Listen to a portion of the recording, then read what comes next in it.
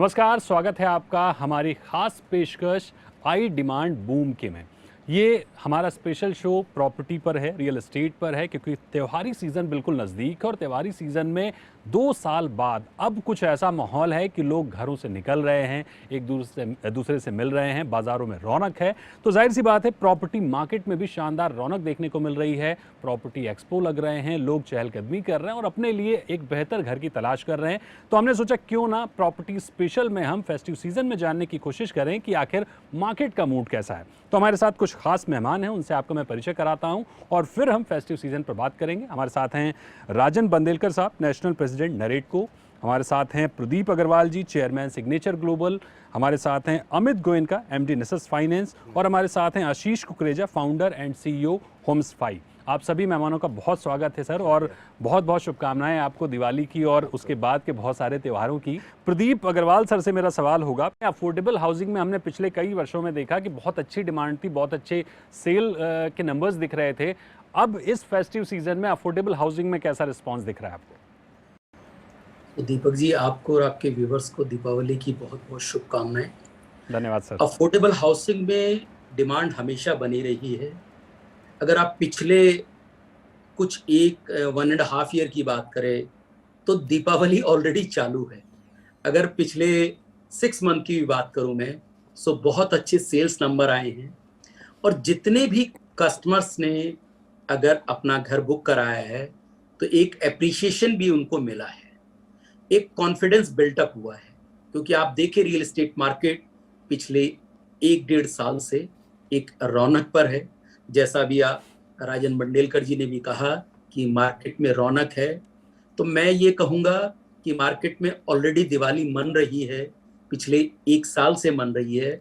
और ये सिर्फ डेवलपर्स की ही दिवाली नहीं है, कस्टमर्स के लिए भी ये एक बहुत बड़ी दिवाली है।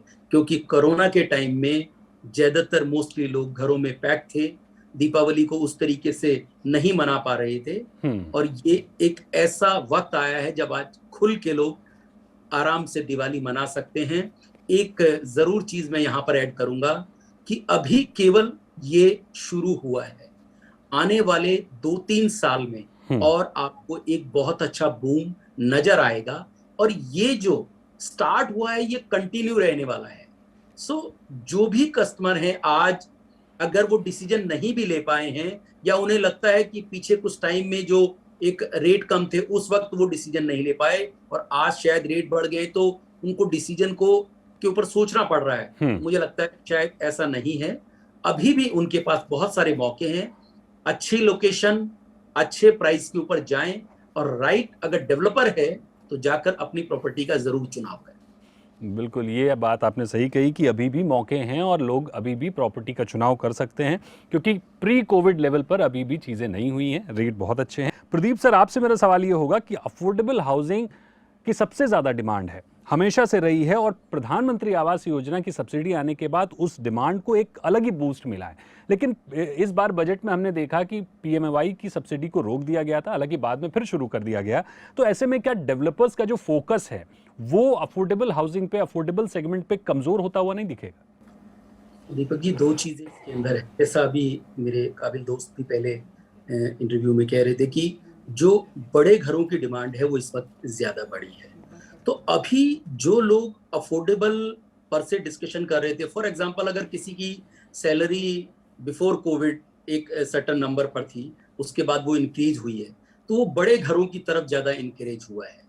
और जैसा कि आप जानते हैं कि प्रधानमंत्री आवास योजना में भी 2 साल के लिए फिर से एक्सटेंड कर दिया गया है जो सब्सिडी मिल रही थी उसको। बिल्कुल। सो डेवलपर मुझे नहीं लगता किसी तरीके से डिस्करेज हुए हैं या अफोर्डेबल हाउसिंग में काम नहीं करना चाहते। मुझे लगता है कि खास करके जो 75-80 लाख रुपए तक का सेगमेंट है, जिसमें एक सेगमेंट है जो 30 लाख रुपीस तक का है, एक है 40-80 लाख का सेगमेंट। इन दोनों सेगमेंट के अंदर जो इस वक्त डिमांड है वो बहुत ज्यादा है। दूसरी चीज जो इंटरेस्ट के ऊपर डिस्कशन था आपका कि इंटरेस्ट रेट अगर बढ़ रहा है तो उसके ऊपर जो कस्टमर है वो अपना क्या डिसीजन लेगा।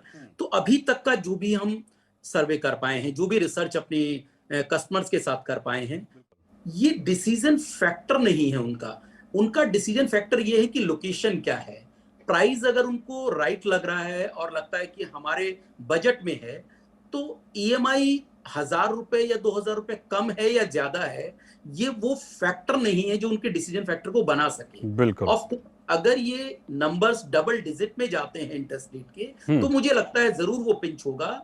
लेकिन अगर ये 8.5 और 9% तक अगर इंक्रीज है, जैसे अगर 9% तक भी जाते हैं आने वाले 1-2 महीने में, तो भी मुझे नहीं लगता कि कोई बहुत बड़ा चेंज इस मार्केट में या कस्टमर के माइंडसेट में आने वाला है, क्योंकि इस वक्त एक पॉजिटिविटी है बाजार में और कस्टमर जो है ये किसी एक शॉर्टर इंपैक्ट के लिए नहीं ले रहा है कि वो केवल आज इस घर को खरीद रहा है तो ये हमेशा ही लोन रेट ये रहने वाले हैं। तो पता है आज क्योंकि इंटरनेशनल सिचुएशन ऐसी है, क्योंकि आप देखें बहुत यानी अमेरिका में जो प्राइस है जो इंटरेस्ट का वो कितना ज्यादा इंक्रीज हो गया है, आज से पहले कभी भी ऐसा नहीं हुआ। सो मुझे लगता है कस्टमर ये बात अंडरस्टैंड करता है और ये कुछ टाइम बीइंग के लिए है। मुझे लगता है आने वाले वक्त में, आज नहीं हो सकता है साल या 2 साल के बाद, जरूर ये प्राइस जरूर डाउन होंगे इन टर्म्स ऑफ जो इंटरेस्ट रेट है और उनकी ईएमआई फिर से कंट्रोल में आएंगी।